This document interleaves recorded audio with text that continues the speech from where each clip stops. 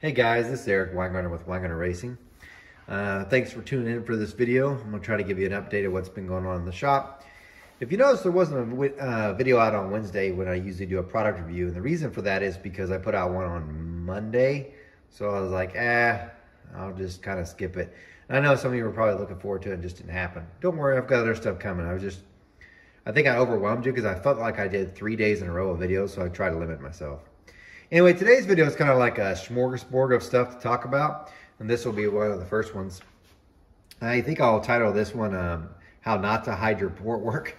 But anyway, let's kind of get started. But before I do that, let me tell you about all the stuff to be in this video, just because I know some people like to skip forward and whatever else. I'm going to talk about this head. This is the cast iron EQ head it's for a pure stock, actually. And then I'm going to talk about this Cadillac head, which is under development. I've been working on this thing all week. And then I'll give you an update of some of the other stuff. And I've actually got a question for you guys. I have a real question. So let's stay tuned and let's get started. First off, these heads are, in case you're wondering, like, what are these? They look stock. Well, that's kind of the idea. At least in the classes around here, they have a class called pure stock. And in pure stock, they have two engine rules. One's for a crate engine, and they have one that's open, and then there's more restrictions and stuff. And they allow you to run this EQ head. I think this is a 350 CHI or something like that. Anyway, for the record, I don't port cast iron. So if you're like, wow, look at that, I didn't port these. Anyway, the rules say you're not allowed to port the heads, period. And that's one of the things I hate about Circle Track is, one, that they even have a cast iron rule. And two, if it says don't port the heads, you need to have somebody that's in the tech barn that can spot stuff. Because I know Brzezinski's and some of the other people have undercover porting, and they do an okay job of hiding port work, except for the only people that they're really hiding it from is people that never do head work. So for instance, if you brought me out to the track and I was to be the tech inspector, 90%, I'd say 95% of the stuff would not fly, because I'd be like, no, that's ported, for sure ported. You did something wrong, nope, out. And what ended up happening is they'd end up firing me as a tech guy because they'd have so many cars leaving because they're not going to race back there again because their stuff's illegal, and they'll just take their car to some other track. And that's kind of the issue you have with a lot of tech guys.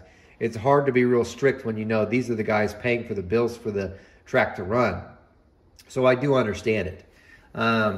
Some places are far more strict, as they should be or shouldn't be. That's up to you. But anyway, this guy's class is not supposed to run ported heads. And you're like, well, why are they ported? Well, I didn't do the work. And in his defense, he's just putting it on. He's just trying to run one more race, and he's buying a whole new set from me, which I will not be doing any port work through. Only thing I'll be doing will be angle milling to the legal limits or flat milling to the legal limits and doing a valve job. These ones he had someone else do, and I don't even remember who he had do them, so it doesn't really matter. But they were ported, and I have floated them, and they're okay. The chamber size, by the way, is really small. If you could tell, for those that know anything about these heads, this is the spark plug hole, and you can see how close it got to it by milling. So the chambers are probably pretty tiny. He angle milled, and of course I flat milled them. They came in because an oddball thing happened. He broke the camshaft in the engine. And yeah, that's happened before. I've seen that happen before, but I've never seen it where the camshaft breaks and explodes the cam tunnel. So it literally like blew off the lifter valley itself. The whole thing came out, which is unusual. And I think something actually happened in the distributor and something at the front that caused it to have a bind on both ends and snapped. But that's just speculation. It looked like a grenade went off. And anyway, he brought the heads in. It bent two valves, and those guides, of course, got tore up, and those have been replaced. However, really, these heads are at the end of their service life. The guides are really loose, but he's just trying to make it through one race. So it was just, all I did was put on a different valve job and then blended the seats. Now, if you look at it, clearly you could tell I've done work on them. But in all fairness, if you want to know how to hide these, there's different people you could probably use. But there's a couple ways. One is if you leave it rough like this, if your tech guy is not very good, sorry for the sniffling. Man, the allergies here sucks. If it cools off, you have allergies. If it heats up, there's allergies. Welcome to Oklahoma. But anyway, leave it rough. And then what you can do is you can use a sandblaster and blast that. Or if you ever seen the needle guns that welders use, that will leave a pretty good texture that looks something like this. I'm not even bothering. And the reason why is because Ray Charles could spot these reported. Because this, you get a little bit of runtime on it. It's not overly obvious, besides the fact you could tell, of course, that the guide's been, you know, shaped. It's pretty obvious there. But I mean, that's not overly obvious. I mean, once it's, I mean, you're like, yeah, it is. Look, you can see the chatter marks from the, where you're doing your die grinder. Not horribly. You get some runs on them and get carbon buildup, it's not as bad. This other part that I'm about to show you, this is how not to hide them.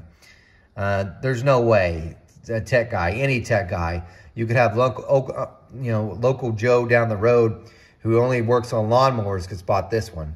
Let me show you. Okay, here you go. Here's the front sight. Yeah, there's no hiding that. That's overly obvious. The not matched, and you can kind of tell, dig down here. You might say, well, that came from the factory that way, but usually the outside edges here at least look, you know, more uniform as cast. But maybe you could pass that, but you ain't getting around that. Look at that. Boom, boom. And now I know, and here's the other thing. What a lot of tech guys do, they'll take one of those snap-on cameras with a flexible head, and they'll just go down in the little beam thing, only goes to about here. They can't go all the way in the bowl. So even that work that I did down here in the bowl, the light usually doesn't get there, or not far enough down there, at least some of the cameras, so they can't spot that. And don't get me wrong, they've got some nice ones that for sure can. But still, that will have carbon on it. You can't carbon that up. So a lot of guys, they'll just take off the intake manifold. They do the little up, boom, you're busted. So like they're even looking at it now. You can't, I'm just going to show you. I'm my flashlight. See all that? You could kind of see it, but once you get some carbon, not really. That, there's just no way around it. Let me turn off the air conditioner again. Anyway, it's just there. Now, you might say, why did they do that? Probably because they watched some video where that said, in order to make the heads flow better, you must get rid of the restriction first. Get rid of the small part first. Well, the small block Chevy, that would be the push rod pinch here. That is correct. Except for in heads like this, you're getting the flow from 1 inch before the valve and 1 inch after the valve. It's the bowl work. These stock heads are that way. Not there. Matter of fact, I could promise you, if I'd done the work here, nothing here, and flowed it, it will flow more from that. Then let's say reverse it. Just do this, nothing here, you gain nothing. Matter of fact, it probably flows worse. And here's the other thing. This actually probably, you would think, well, you still made the area big here. Doesn't care what the flow bench says. It's going to make more power. It's going to run faster because you got a bigger pinch now. It would, maybe, if it was done right. That sounds great and all, except for these engines only go at 6,200 RPM. So having the pinch bigger there, 6,200 on a 350, you don't need a whole lot of pinch area anyway. So taking out the restriction, you had somebody probably watched a YouTube video about that, and this is going to pick them up. It didn't do anything for them. If anything, it made it worse. Let's go to the picture to kind of show you. This is a normal one, okay? And this is what his kind of is. If you see, he's got the little notch there. If you think about it, I've got more area because he can't go wider, obviously. He'll break through where the push rod goes. So you can go taller, and that's what he did by digging out the bottom. But what he's done here with this little ledge here is essentially the air comes in, it's going to hit that and scoot up, and it's hitting the air coming forward. They collide. It actually makes it feel, the air coming together makes it feel like it's smaller than what it is. So even though you might measure here, the air colliding into each other creates a boundary, and the port itself thinks it's smaller than what it actually is. So in essence, doing this might have actually made it worse. So, but anyway, you can't hide that. And I don't knock them. I don't know who did this or how much hours they spent into it, and they probably at the time thought it was a good idea. Or maybe this was like one of their first works they've learned since then. I don't know. But if you're trying to hide port work, don't do it here. They will bust you every time because this is so obvious to see. Most times they won't have you pull the head. I have been, this back when I did cast iron, I did have a customer that won 5 nights in a row. They took it in the barn, took off the head, shined the light in the head and everything, and passed. And guess what? It was still legal, because if it passed, it's legal. But this, no, this is not, No, it wouldn't even matter. They wouldn't even have to pull the head. They'd be like, no, you're good. So I guess the point I'm trying to make with you, if you're trying to hide port work, hide it here. Don't hide it here. That's too obvious to get busted. You're going to make more power difference working the bowls here than this. Okay? So for you pure stock guys and you're wanting to cheat, I mean, compete. Because if you're not doing it, someone else is. And you'll want to avoid this area here because it really does look obvious. If you do, at least hide it better. Anyway, there's that. Let's go on to our next things we want to talk about. Do some cool stuff to show you. Okay, this came back. All right, this is my Demon 1000 CFM race Demon. If you watch some of my other videos, it says it's my favorite carburetor. This one was on the S10, and the last time out, I went 1128 with it. Now, lots happened with the S10, which I'll get to in a minute. But while I had the headers sent off to be coated, and while they were being coated, I had the carburetor sent off to Mark Whittier, who does, I hope you're not saying your last name wrong, Lightning Racing Carburetors. I said, hey man, see if you can work this over, just see if you, whatever you can do. And by the way, I'm not a huge fan of custom carb builders, nothing against Mark or anything, just because I've been burned twice. One was a guy in California. When he sent the carburetor to me, not this one, it was a different one altogether. It came in pieces and he wanted me to assemble himself, which not a big deal, but I'd never seen a carburetor done that way. And then whenever I got done using it, he wanted me to send back these one special metering plates, and the thing was garbage. So that burned me. And then I had another one where right out of the gate, it didn't want to idle because the needle and seat was wrong. It was messed up, and I thought, well, that wasn't tested. So anyway, I got kind of gun shy with custom carbs, but Mark, I know he's done carburetors for people around here, and they have worked great. So I was like, I'll just give him a shot. Besides, just talking to him, he's a very knowledgeable guy, and he's really down to earth, and and I appreciate that. So I sent it off to him, and I was like, hey man, just do like a basic refill. If there's something you see wrong, can you just change it or whatever? And I gave him some, showed him he's watched videos of the truck running, and he saw the AFR when it's cruising, because wide open it was always perfect, but cruising was a bit different. Anyway, so he took it and he made some changes. And he sent me this sheet, and somebody was like, this is not 1000 CFM carb. You're right, it's 1050. That's what he had as it as. 156 Venturi, 175 Butterfly. Anyway, by the way, the guy that's done this, he had a carb challenge a long time ago and he won it. So he's not an idiot. He's pretty smart. Anyway, he changed my boosters, which for those that don't know, these on the Race Demon, this one, you could change the boosters. You see how this is? You could unscrew it and screw it and screw a new one in. So in other words, there's no special tool. Well, there is a kind of a special tool. I need to take this off. But I can remove these and change them if I wanted to go to a down leg. This is what it had in before. Now, when I bought the kit, it had this one I could use. And this was an annular booster. Annular because it's got more holes. And every time I'd use this one versus this one, it always went faster with this. Always. And I don't know if it's because of the increase in airflow, because the AFR seemed about the same. I don't really know. But Mark's like, these are what I use for my other carburetors, and I'm telling you, these are good. So I'm going to take his word for it. We'll give it a shot. But his annular boosters are quite a bit different than the ones that Barry Grant made, these. If you notice, mine have way big holes, and there's still quite a few, but nothing like his. He's got a bunch of small holes, and they're all through here. So, way different. It's probably going to pull fuel better, and it's probably going to work better, and I can't wait to try it. He's changed the pump cam too. I think he went to a blue one. Looking for it. It's underneath all that, of course. Yep, went to a blue one. So he changed everything, and he even fired it up on his engine, tested it, and it sounds great. He changed my bleeds too, because the Demons ones use these little screw-ins. So, a whole lot has been done to it, and I can't wait to try this out. And it gives me this sheet that has all the specs for what's in the carburetor, which is great, because if I don't have to go digging up parts to see what I already have, take it apart. It's just kind of neat. So I don't know if it works yet or not, but I tell you this, I have a good feeling this is going to work pretty good. But it was already working fine before. But I think cruising, it's going to be so much better, and maybe it'll run a little bit quicker too. So that'll be a tough one, because it was running pretty good when it was wide open. But cruising had, it had some areas for improvement, and I'm thinking he probably did. So I can't wait to try this. This should be really good. But anyway, I recommend him. So far, everything. And by the way, I PayPal'd friends and family, and guess what? Carburetor came back. So it's not always that bad when you do that, if you trust a person, which and stake there. Which goes on to the next thing, the S10. As you can tell, I'm still missing the headers. I would love to try out the carburetor, but I can't because, well, the headers aren't here. But here's the good news, and this is so rare to me.